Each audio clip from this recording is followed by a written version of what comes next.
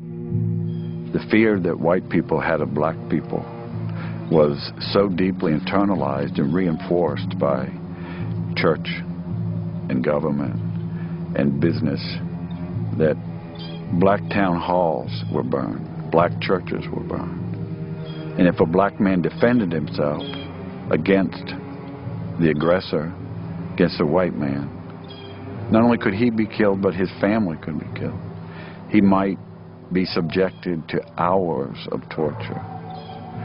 In some cases, more than one, a black man was tied on a log and burned from his feet up so that an extensive crowd of people could take pleasure out of the screams and the horror. At his home near Savannah, Georgia, James Allen has collected a photographic record of racial violence in the South. For the past 20 years, he's found horrifying pictures in the family albums of ordinary Southern homes. Many are postcards that were mass-produced as souvenirs.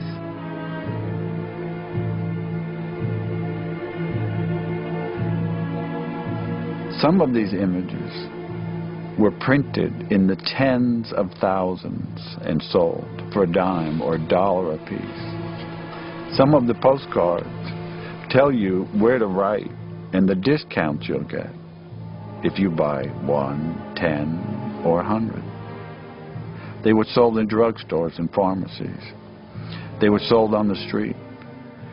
I purchased a photograph from a woman. The photographer sold them door to door. Her mother bought the image for $2.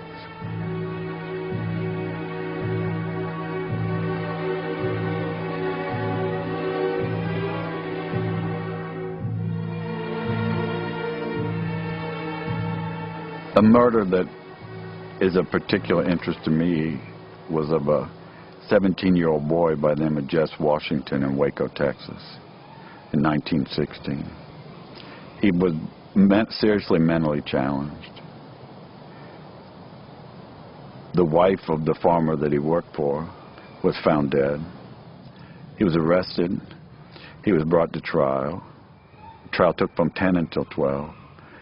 And when the jury came back at noon and found him guilty, someone in the courtroom, and it would have been anyone in the courtroom, screamed out, "Get that nigger."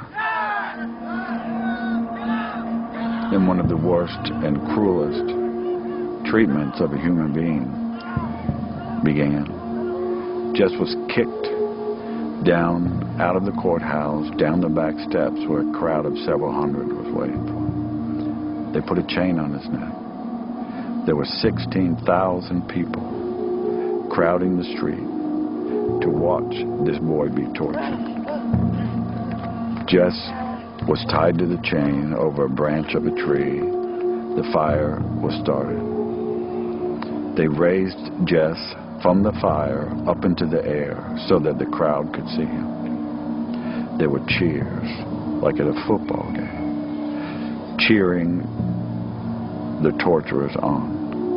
When Jess tried to climb up the chain, hand by hand, they cut his fingers off one by one so that all he could do was slap at the chain. They lowered him back down in the fire. A man came up and castrated him. Another man kept a pole so that he couldn't crawl out of the fire. And time and again they pulled him up to keep him from dying so that the crowd could be satisfied, until he finally died.